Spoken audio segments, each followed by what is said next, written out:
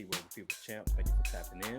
Before we get into the video, don't forget to like, comment, and subscribe. We appreciate your support. We do see the feedback that you're giving, the comments, the likes, the thumbs up, the shares, and everything have been greatly appreciated. And we do see the subscriber count going up. And we also see the numbers going up, showing that our subscribers are actually coming back and watching the video. So we greatly appreciate everything that you're doing to help this channel grow. All right, so without further delay, let's jump right into it. And we're going to talk about the DAZN card that happened on February 4th on my birthday. You know what I'm saying? So it was a good day anyway. But that being said, Amanda Serrano and Alicia Baumgardner were both pursuing greatness in the women's boxing divisions, 126 and 130 pounds. And they were both very successful. So we're going to start with a fight that happened prior to the undisputed bouts. And we're talking about Richardson Hitchens versus Bowser. I can't remember his first name, but it was a pretty good fight for Richardson Hitchens. I think he's a really good up-and-coming junior welterweight. He's got the skill set to be very competitive at 140 pounds. I think his competition came for the fight. If I had to be overly critical of him, the only thing I would say is he's got to find a way to get guys that are there to be knocked out. He's got to get them out of there. I thought he did everything he needed to do. His punch selection was good. His footwork was amazing. I thought he showed chin when he did get caught a few times. And I believe that he even toyed with his opponent at different times in the fight, which some young fighters don't know how to carry a fight just to get the rounds in. They just need to go in there and get the knockouts. I thought that he was in cruise control with this opponent, and he did exactly what he needs to do throughout the fight. Again, my main caveat or critique would be knock his ass out before you get to the end of this fight. I think that's the only thing that he could have done better. Other than that, I thought it was an amazing fight on his behalf, and he put out a really good showing on the night where there really wasn't anything else to watch as far as boxing goes. So you were able to get in the spotlight, and you were the fight right before the undisputed part of the card began. So people were already tuned in to watch you do your thing, and I thought he put on a great showing for himself. Coming up next, maybe the kid Spark, who beat Montana Love, or Montana Love himself, will be really great step-up opponents before he starts to look at your Gary Antoine Russells, your Regis Program, guys like that. I just think the animal in those men, he needs to train for them just a little bit further, and I think that Spark will be a good fight because he's tough. He comes forward. He's going to be there to hit. And I think he'll be a good test to see if he can get him out of there and put some knockouts on his resume. And if he can't get Spark, then he's got a long-standing rivalry with Montana Love. And I think that will be another route to go to get a really competitive fight that's going to look very good on the resume. All right, so first undisputed fight of the night, we had Alicia Baumgardner bringing her 3 belts or 3 or 4 belts to the ring. And you had Alam Makhalit, who was coming in as a WBA, basically a #1 contender to fight for a WBA vacant belt, which would have unified and made an undisputed champion at the end of the night. This was 130 pounds. When I say that this fight went hard, man, from start to finish, these ladies gave it all they had. A lot of what I put out there in my prediction and my pre-fight videos, where I kind of broke down in my analysis, happened in the fight. You did see the main thing I was concerned about was Alicia gassing at some point in the fight. And anytime she expended energy going for the knockout and landing heavy blows, the next round she took off. In the third round, she had McCallum really in trouble, and she even put her down. And that next round, Alicia took off. She gave up the round because she had nothing left in the tank. For some reason, that muscular frame is just absorbing the oxygen and energy from her body, and she has to recover. She's done a good job of being able to recover, but when you keep rising past that certain level, you know, when you look at Katie Taylor and Amanda Serrano, them chicks don't stop. You can't gas out and think you're going to be able to survive when you have those 2 heavy hitters in the ring opposite you. And she's mentioned that, you know, she basically called out both of them after her fight, as well as Michaela Mayer, who is probably just going to outlast her if she uses what she saw in the fight last night to fight her at a later date.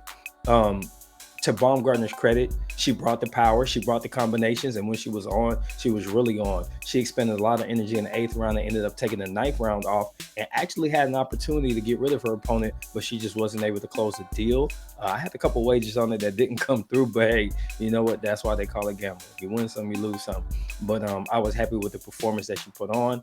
I didn't like the scorecards. I thought that the fight was a lot closer, and I felt like she won 5 of the 10 rounds. So I thought the score should have been closer. They had her by a blowout. And if you credit her with, I believe, I guess 3 knockdowns over the course of the fight, the cards were still too far apart for that final score because a couple knockdowns happened in one round. So we gotta get better with the judging overall. I've seen a lot of weird scorecards, and those were no exception. It kind of felt like the fix was in, and I don't like to see taint at the championship level. I don't like to see taint in sports at all, but this definitely felt tainted because it felt like no matter what the fight looked like, without some knockdowns from McCallum, Alicia Baumgardner was going to win this fight no matter what. So hopefully the next time we'll see something better from a score standpoint. But as far as performance, they put on a hell of a show. Now that was followed up by Amanda Serrano and Erica Cruz Hernandez, and everything that I said in the pre-fight analysis happened.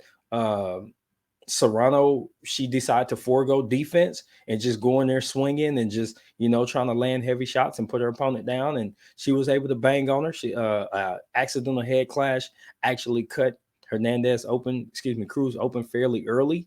And then by the end of the fight, even Serrano was bleeding. So this was just a bloody mess. This looked like some old WWF wrestling. By the end, they were bloody. They were just swinging their hands. There's a lot of emotion running high. But one thing I can say is they left everything in the ring.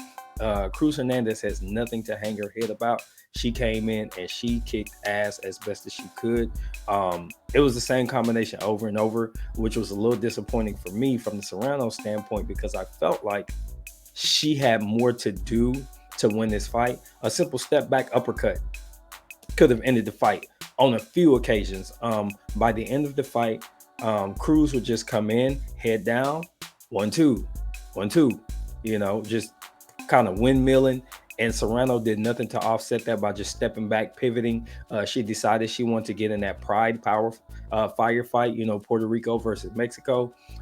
She decided to forego all boxing skills and just go in there and fight. Now, later in the fight, when she started to gas out a little bit and she needed to move and not take too many shots, you did see her in the 8th and 9th round start to box from range, and she was landing some shots and almost got Cruz up out of there, but then she also ran out of gas herself. By the 10th round, it just became a firefight. For the last 40 seconds of the 10th round, they just went toe-to-toe in the corner and just worked their way around the ring, just wailing on each other, and they gave the crowd everything they came for. If you pay to get into that fight, man, you got your money worth. If you pay for the DAZN this month, you got your money's worth in that one fight. I thought this was an amazing card. Congratulations to Alicia Baumgardner. Congratulations to Amanda Serrano. They are both now undisputed champions at 130 and 126 pounds respectively. They're both eyeing Katie Taylor. Something I thought was interesting, Katie Taylor was in the building. She was in the ring after the Serrano fight, and they already have a fight set for May 20th. My only question is Serrano did sustain the cut. I'm thinking that date might get pushed back simply because from a medical standpoint, they often have to take a certain amount of time off to heal from a cut. So we'll see how long that is. We might see this fight in August instead, which I think works in Serrano's favor. And Katie Taylor might actually get a fight in between just to stay fresh, because you don't want to come off a long layoff and then get in there with Serrano coming off of like an undisputed high like that. As far as Baumgardner, she does have Michaela Mayer in her sight, but she also mentioned that she liked to fight Katie Taylor as well. She need to get that gas tank in order if she touches anything near 135. And if she goes down and maybe fights Serrano because she's situated right between the two, that might be fun too. I might almost favor Serrano just because the simple fact is she has the gas tank to do it. But this video is running long, so I'm going to go ahead and close it on that. You guys let me know what you think in the comments. Don't forget to like, comment, and subscribe. This has been T-Word with the Mic Check Podcast. I am exiting the booth. Until the next time, we're out of here. Peace.